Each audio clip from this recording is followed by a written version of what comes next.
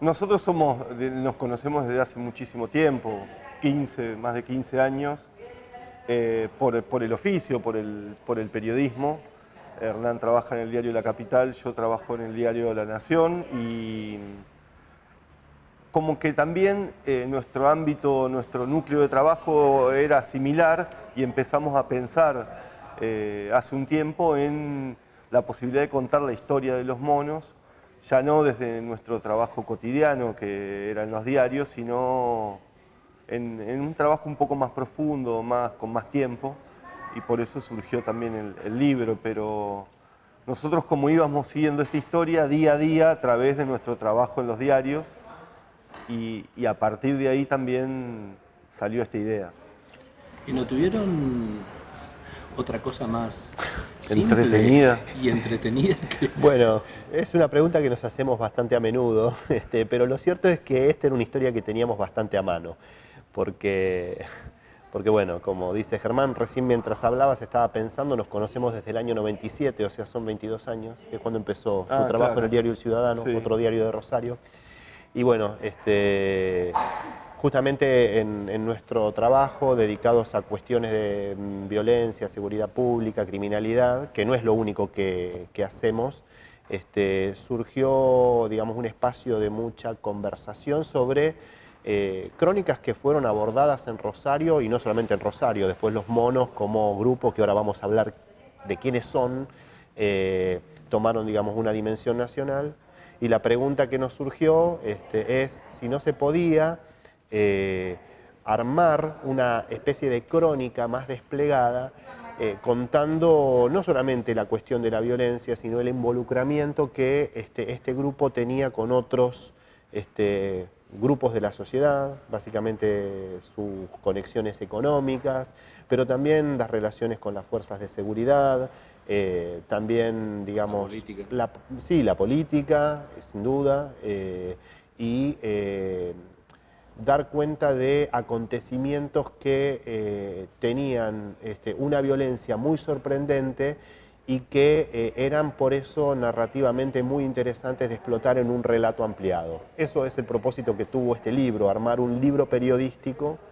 con trabajo muy periodístico, compulsando expedientes, haciendo muchísimas entrevistas, más de 200 a personas a las que a veces tuvimos que retirar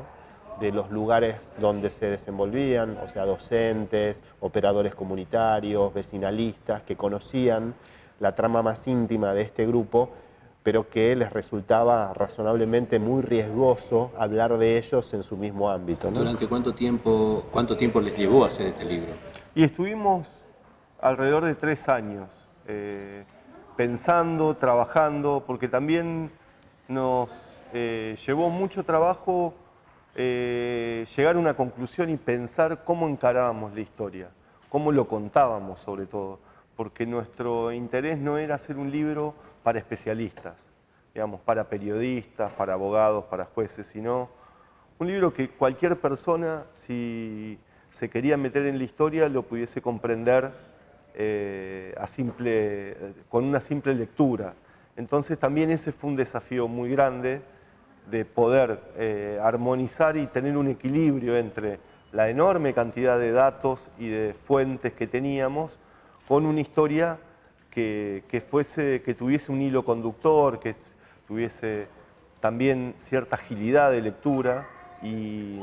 eso nos llevó muchísimo trabajo, sobre todo encontrar el tono, pensar la estructura, más allá de lo que nosotros ya veníamos trabajando, que era puntualmente la historia de ellos, con el trabajo con fuentes judiciales, expedientes, fuentes policiales, y toda esa red que fuimos armando también, como decía Hernán, con fuentes alejadas de la historia judicial y policial, que nos interesaba porque teníamos que contar una historia que tenía también un costado humano. No era simplemente sangre, sino esa pregunta que en el periodismo es clave, que es el por qué, la teníamos que responder también con otros testimonios. Vos decís por qué, yo pregunto ¿quiénes? ¿Quiénes son los monos? Bueno, los monos son una familia de condición económica muy modesta que estaban asentados en una zona periférica de Rosario, el barrio Las Flores, en el extremo sur de la ciudad. Un barrio, digamos, muy castigado por situaciones de degradación urbana y que en los años 90 había sufrido especialmente, digamos, toda la cuestión de la reconversión económica que dejó muchísima gente sin trabajo y que vio, digamos, una primera fase de recrudecimiento de una violencia, sobre todo asociada a delitos contra la propiedad precarios. Ellos fueron muy fuertes en esa zona, la familia Cantero, que así se llaman, y empezaron a imponer sobre otros grupos delictivos como una especie de dueños del lugar, ¿no? Gente que se dedicaba a robos, pero también a chantajes, extorsiones para permitir circular a repartidores de alimentos, y que encontraron, como tantos grupos delictivos que se reconvirtieron, en el narcotráfico, en el narcomenudeo, en la cuestión de la instalación de cocinas de cocaína que cambia un poco la pauta de producción de droga y la hace masiva y también la barata, su fundamento para expandirse, que lo hacen con violencia, pero también con una inteligencia aplicada a un negocio, ¿no? Un negocio con consumidores, un negocio que estaba expandiéndose y que los hizo multimillonarios. Estos son básicamente, digamos, de una manera muy reducida los canteros, y el momento en que ellos toman mayor visibilidad pública es cuando, hacia el año 2013, después de una serie de pujas por el control del mercado de la droga, el líder del grupo, que es quien aparece en portada, Claudio Cantero, alias El Pájaro, es asesinado. Eso fue patear un hormiguero y eso generó toda una serie de pujas y reacomodamientos de bandas muy sangrientos que le dan mucha sustancia en anécdotas a lo que es la historia contada por el libro. ¿Fueron amenazados alguna vez? Tuvimos ciertos problemas, sobre todo cuando fue la presentación del libro en Rosario, que irrumpieron familiares de la familia Cantero, digamos, gente de la familia Cantero, y que fue una situación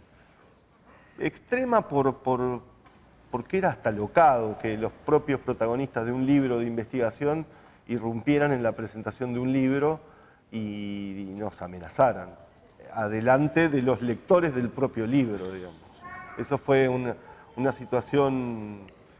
bastante especial porque nos generó también a nosotros bastante temor. Pero hay que decir con franqueza, aunque esto no fue una cuestión nada menor, ¿no? Porque nos generó mucha incertidumbre y quedamos muy afligidos y preocupados, que no hemos tenido a lo largo de la producción del libro y posteriormente muchos acontecimientos. Siempre hay situaciones, digamos, de advertencia, a veces de algún abogado que, tratándose de los abogados de gente que no tiene, digamos, reparos en usar armas, no son advertencias comunes, uno las toma con más preocupación que cualquier cosa.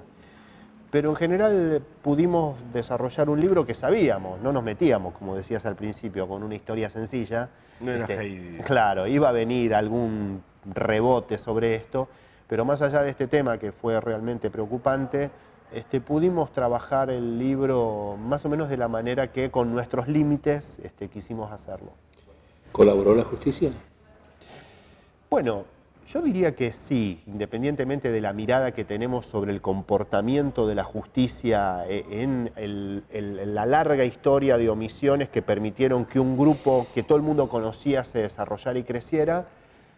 Nosotros fuimos a buscar no solamente las cuestiones más oficiales, que es lo que puede estar en un expediente, sino que hicimos muchas entrevistas a gente que trabajó en la cocina de la investigación y que no tenían, digamos, deseos de hablar públicamente con nombre y apellido, y que sí, digamos, nuestra editora, por ejemplo, del libro, nos decía que una de las partes que le había interesado es algo que nosotros reconstruimos hablando de cómo trabajaban los sumariantes del caso, detectando cosas que nunca se habían investigado, tomando termos y termos de café en largas sesiones de trabajo jurídico, y decía, bueno, eso me parece, decía ella, digamos, muy cinematográfico, y bueno, y esa gente ayudó, digamos, para que el libro tomara forma y para que llegaran incluso algunas críticas sobre el mismo desempeño del Poder Judicial.